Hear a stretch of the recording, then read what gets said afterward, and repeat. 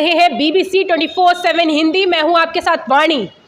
नमस्कार, बहुत बहुत स्वागत है आप सभी का। अभी हम देवली विधानसभा से आपके साथ मौजूद हैं और हमारे साथ माननीय गेस्ट मौजूद है, उनसे रूबरू कराएंगे।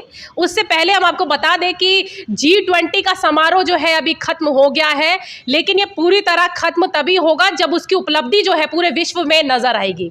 जी हाँ, चले और अब हम आपको रूबरू ज़्यादा समय ना लेते हुए करा ही देते हैं। हमारे गेस्ट जो है भाजपा कार्यकर्ता पार्टी से जुड़े हुए हैं। बहुत बहुत स्वागत है सर आपका। क्या आप अपने बारे में पहले रखना चाहेंगे शब्द, और आपकी जो पार्टी है भाजपा पार्टी, उसके बारे में क्या रखना चाहेंगे, क्योंकि बहुत ही बड़ा G20 का समारोह अभी जो है हाल ही में गया है, तो अपने बारे में पहले बताइए हमारी जनता को। देखिए, मैं बलबीर सिंह यहाँ देवली विधानसभा में रहता हूँ और मैं वर्तमान में यहाँ दक्षिणी दिल्ली ज़िले में महामंत्री के रूप में अपना दायित्व निभा रहा हूँ। देखिए, हम लोग तो भारतीय जनता पार्टी से हमारे कई, आप कह सकते हैं कि 2-3 जनरेशन से भारतीय जनता पार्टी से जुड़े हैं और मैं 1984 से भारतीय जनता पार्टी के एक बूथ कार्यकर्ता के रूप में मैंने अपना कार्य, एक दायित्व भारतीय जनता पार्टी के साथ आरंभ किया था और आज पार्टी ने मेरे को दक्षिणी दिल्ली जिले का महामंत्री बनाया हुआ है।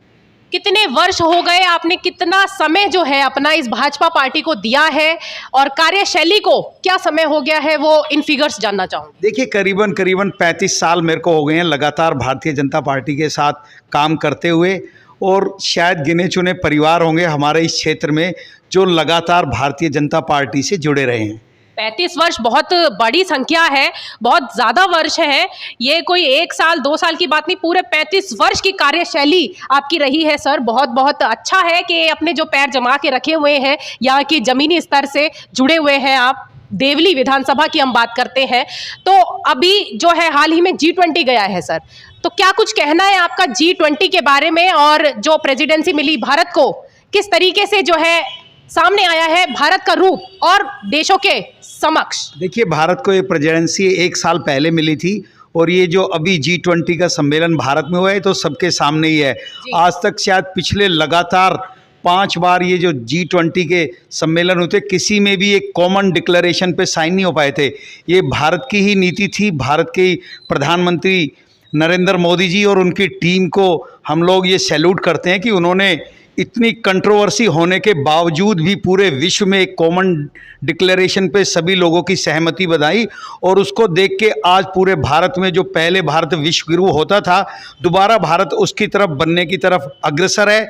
और जिस प्रकार से पिछले 10 सालों में देश का नेतृत्व प्रधानमंत्री नरेंद्र मोदी जी ने किया है, तो आने वाले कुछ समय में दोबारा से भारत विश्वगुरु कहलाएगा। और ये उसकी छोटी सी झलक आपने देखी होगी, वो चाहे राष्ट्रपति रहे हों अमेरिका के, चाहे इंग्लैंड के, सभी लोगों ने भारत के इस कार्यक्रम को सराहा। और जिस प्रकार से भारतीय संस्कृति को आगे सेंटर स्टेज पर रखा गया और जिस प्रकार से उसके बारे में सभी प्रतिनिधियों को बताया गया, ये देखने लायक था। और सारे विश्व में इसकी चर्चा हो रही है कि भारत आने वाले समय में मुख्य रूप से पूरे विश्व में अपनी भूमिका निभाएगा, और पिछले लगातार वर्षों में भी ये रहा है और आने वाले समय में इसका प्रभाव भारत का बढ़ता जाएगा। जी बलविंदर जी, आपने कह दिया है कि भारत जो है विश्व गुरु कहलाएगा, बहुत बड़ी बात है, और ये आने वाले समय में ये सबको पता चल ही जाएगा कि विश्व गुरु किस रूप में जो है भारत लोगों को दिखाई देगा। और जो है मैं आपसे सवाल रखना चाहूंगी कि भारत जो है अभी एक अलग रणनीति और तैयार कर रहा है, 1 नेशन 1 इलेक्शन। तो आखिर ये क्या है 1 नेशन 1 इलेक्शन? देखिए, 1 नेशन 1 इलेक्शन 1967 से पहले मैं बता दूं 1 नेशन 1 इलेक्शन होते थे, लेकिन बीच में विधानसभाएं भंग हो जाती हैं, कोई ऐसे कारण होते हैं कि वो सरकारें अपना पूरा समय नहीं कर पाती, तो तब से ये धीरे धीरे होकर इलेक्शन अब ऐसे हो गया कि पूरे भारतवर्ष में हर 6 महीने के बाद किसी न किसी राज्य में चुनाव होते हैं। लेकिन इसको देखिए क्या होता है, उस स्टेट की इकोनॉमी, उस पूरा देश के लोग भी उसमें जुट जाते हैं। तो इसको जब तक हम लोग 1 नेशन 1 इलेक्शन एक साथ में सारे इलेक्शन हो जाएं, तो लोगों की जो एनर्जी एक पर्टिकुलर टाइम के लिए इलेक्शन के लिए लगे, बाकी टाइम पे देखिए क्या होते हैं, लोक लुभावन नीति, लोग सत्ता में आने के लिए समय समय पे इस प्रकार की डिक्लेरेशन करते रहते हैं। इसको ख़त्म करने के लिए एक बार 5 साल में चुनाव हो, तो सबसे बड़ी बात तो क्या है कि देश का खर्चा भी बढ़ेगा। जब आप उनके निकाय चुनाव, उस स्टेट के चुनाव, पूरे नेशन के चुनाव इकट्ठा कराएंगे तो डेफिनेटली देखिए आपको बहुत बड़ी सिक्योरिटीज़, आपको बहुत बड़ी पुलिस फोर्स लगानी पड़ती हैं और पूरे देश की मशीनरी, अध्यापक से लेके पूरे अधिकारियों तक की एक ड्यूटी लगती है और इससे एक बहुत भारी भरकम राशि बचने वाली है। और जो किसी भी पार्टी का अगर कोई एजेंडा होगा तो वो एक बार डिसाइड करे, नहीं तो क्या होता है बार बार उससे देश को भी उसका झेलना पड़ता है और इकोनॉमी की डायरेक्शन सेट नहीं हो पाती। आज इस राज्य में चुनाव तो राज्य की अलग प्रायोरिटीज़ हैं, आज केंद्र का चुनाव है, अलग महाराष्ट्र में चुनाव होता है, महाराष्ट्र की प्रायोरिटी होती है, मध्य प्रदेश में चुनाव है, मध्य प्रदेश की होती है। जब एक साथ चुनाव होंगे तो सरकारों की प्रायोरिटी सेट करने में भी एक आसानी रहेगी और भारत एक तेज़ी से विकास करने के लिए लगातार निरंतर प्रयास की ज़रूरत होती है और उसके लिए निरंतर लोगों को लगा रहना पड़ता है।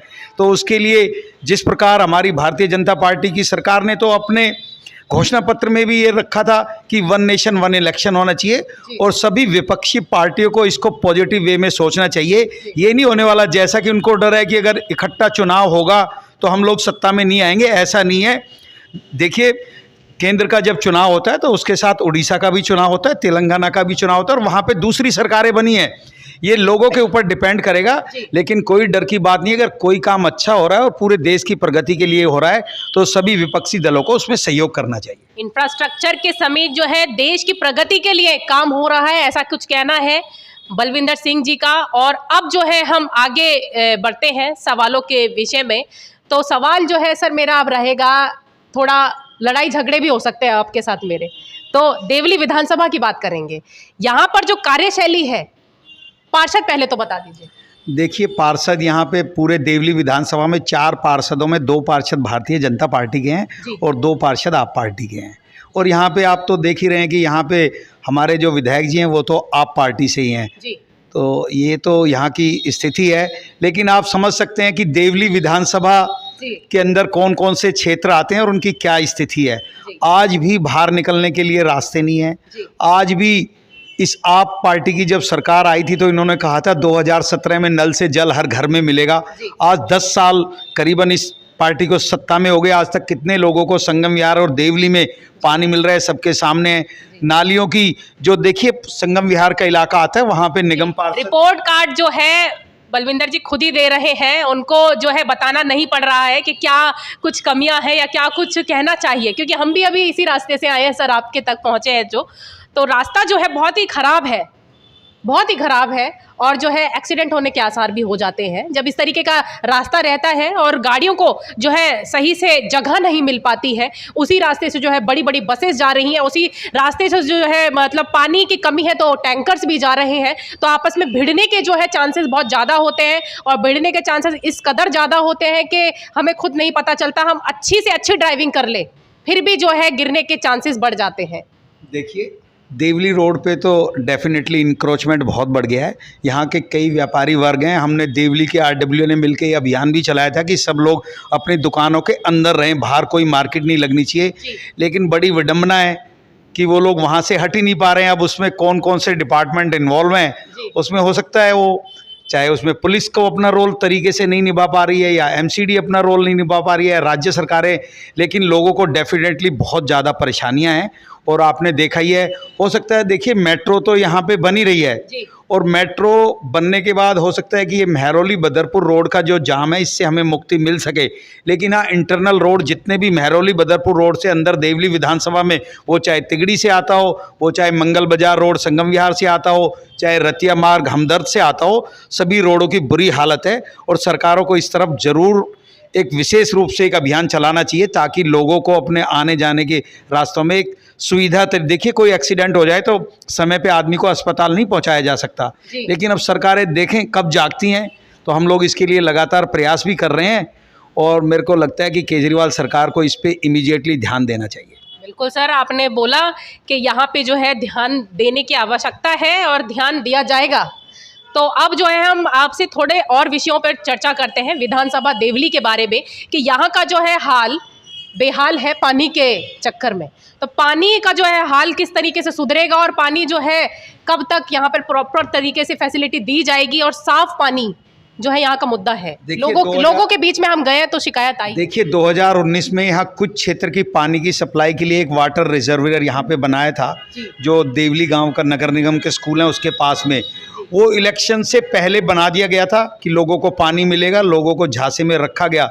लेकिन आज 2020 में चुनाव हुए थे, आज दोबारा से 3 साल हो गए, आज तक उस रिजर्वियर को चालू नहीं किया गया है। देखिए छोटी छोटी पॉकेट्स को लेके सरकार को सोचना चाहिए कि एक छोटी छोटी पॉकेट्स को लेके उनकी समस्याओं को ध्यान दे। इसी के साथ में वाणी देवली विधानसभा से मौजूद थी आपके साथ। अब हम विदा लेते हैं। तमाम खबरों के लिए देखते रहे BBC 24/7 Hindi. Camera person Akbar Ali के साथ साइन ऑफ।